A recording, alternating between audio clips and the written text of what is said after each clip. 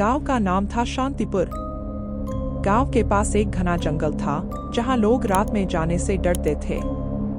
कहते थे कि वहां एक अदृश्य भूतिया खतरा मंडराता है।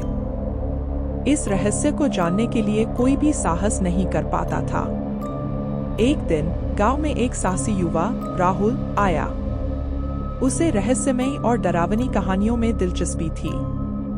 उसने अदृश्य भूतिया खतरे की कहानियां सुनी और उसकी जिज्ञासा बढ़ गई। उसने तय किया कि वह खुद इस रहस्य का पता लगाएगा।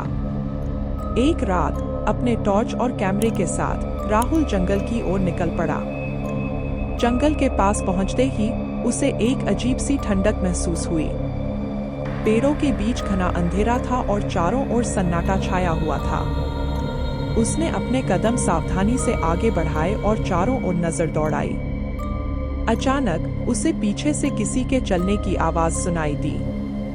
उसने तुरंत पीछे मुड़कर देखा, लेकिन वहां कोई नहीं था। उसका दिल तेजी से धड़कने लगा। उसने सोचा कि यह उसका वहम हो सकता है और आगे बढ़ता गया। तभी उसे लगा कि कोई उसके पीछे पीछे चल रहा है। उसने रुककर ध्यान से सुना, लेकिन कुछ नजर नहीं आया। उसके चारों ओर हवा का झोंका आया और उसे महसूस हुआ कि कोई अदृश्य शक्ति उसके बहुत करीब है। उसकी सांसें तेज हो गई और वह पसीने में नहाने लगा। राहुल ने अपनी टॉर्च को चारों ओर घुमाया, लेकिन कुछ भी दिखाई नहीं दिया। अचानक उसकी टॉर्च बुझ गई और वह अंधेरे में घिर गया। उसे एक ठंडी हवा का झोंका महसूस हुआ, जैसे कोई उसके पास से गुजरा हो। उसने तुरंत अपनी टॉर्च को जलाने की कोशिश की, लेकिन वह नहीं जली।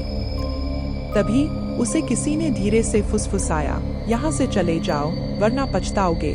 राहुल ने डरते हुए चारों ओर देखा, लेकिन वहां कोई नहीं था। उसने तुरंत जंगल से बाहर निकलने का फैसला किया और तेजी से भागा। गांव पहुंचकर उसने अपनी आप बीती गांव वालों को सुनाई, लेकिन ज्यादातर लोग उसकी बातों पर विश्वास नहीं कर पाए। उन्होंने इसे राहुल की कल्पना मानकर टाल दिया। उस रात के बाद राहुल ने कभी भी उस जंगल की ओर कदम नहीं बढ़ाया। अदृश्य भूतिया खतरा आज भी उस जंगल में मंडराता है और गांव के लोग आज भी उस जंगल से दूर रहते हैं। रात के समय वहां से गुजरने की हिम्मत कोई नहीं करता। Enjoyed this video? Don't forget to comment, share, and subscribe for more content like this.